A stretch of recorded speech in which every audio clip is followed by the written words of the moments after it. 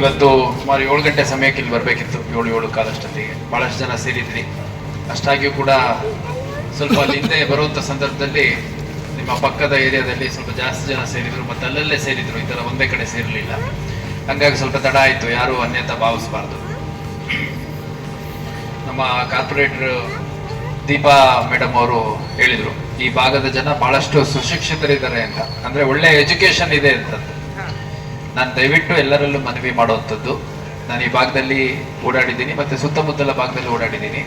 ನಾನು ದಾರಿಯಲ್ಲಿ ಬರಬೇಕಾದ್ರೆ ನಮ್ಮ DCP ಅವ್ರಿಗೆ ಹೇಳ್ತಾ ಇದ್ದೆ, ಮತ್ತು ಈ ಹಿಂದೆ ಇಮ್ರಾನ್ ಅಂತ ಒಬ್ಬರು ಕಾರ್ಪೊರೇಟರ್ ಸಿಕ್ಕಿದ್ರು, ಅವ್ರಿಗೆ ಹೇಳ್ತಾ ಇದ್ದೆ, ಈ ಏರಿಯಾ ಏನಿದೆಯಲ್ಲ ಇದಕ್ಕಿಂತ ಭಾಳ ಹಿಂದುಳಿದ ಏರಿಯಾದಲ್ಲಿ ನಾವು ಓದಿದ್ದು, ನಾವು ಹುಟ್ಟು ಬೆಳೆದಿದ್ದು.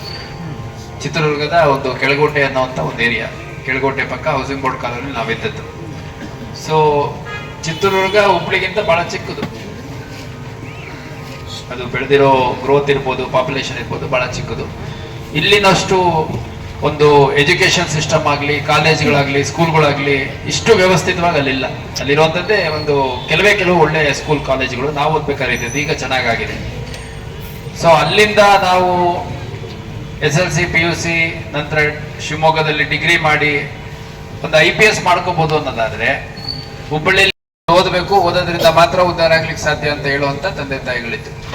ಸೊ ಆ ಕೆಲಸ ನೀವು ಮಾಡಿದ್ದೆ ಅಂದ್ರೆ ನಿಮ್ಮ ಮಕ್ಕಳಿಂದನೂ ಬಹಳ ಒಳ್ಳೆ ಸಾಧ್ಯ ಆಗುತ್ತೆ. ಅದನ್ನ ನೀವೆಲ್ಲ ಗಮನದಲ್ಲಿ ಇಟ್ಕೋಬೇಕು. ಮತ್ತೆ ಈ ಭಾಗದ ಕಾರ್ಪೊರೇಟರ್ ಇದ್ದಾರೆ, ಬಹಳ ಲರ್ನಡ್ ಇದ್ದಾರೆ, ಅವರು ಡಬಲ್ ಗ್ರಾಜುಯೇಟ್ ಇದ್ದಾರೆ. ಬಹಳ ಖುಷಿ ಆಯ್ತು. ಹಿಂದೆ ಕೂಡ ಒಂದು ಸಭೆಯಲ್ಲಿ ಅವ್ರು ಮಾತಾಡ್ಬೇಕಾದ್ರೆ ನೋಡಿದ್ದೆ, ಸಂವಿಧಾನ ಇರ್ಬೋದು ಅಥವಾ ಒಂದು ಸಾಮರಸ್ಯ ಇರ್ಬೋದು ಅಥವಾ ಈ ಭಾಗದ ಒಂದು ಶ್ರೇಷ್ಠತೆ ಏನಿದೆ, ಒಂದು ಫತೇ ಶಾವಾಲಿ ದರ್ಗಾ ಇರ್ಬೋದು ಅಥವಾ ಸಿದ್ಧಾರೂಢ ಅಜ್ಜರ ಒಂದು ಕಾರ್ಯವ್ಯಾಪ್ತಿ ಇದ್ದಂಥ ಜಾಗ, ಬಹಳ ಪುಣ್ಯವಂತರು ಓಡಾಡಿರುವಂಥ ಜಾಗದಲ್ಲಿ ನೀವು ಓಡಾಡಿದ್ದೀರಿ. ಇದನ್ನೆಲ್ಲ ನನಗೆ ಲಾಸ್ಟ್ ಟೈಮ್ ಒಂದು ಮೀಟಿಂಗಲ್ಲಿ ಸೇರಿದಾಗ ಹೇಳ್ತಾ ಇದ್ರು.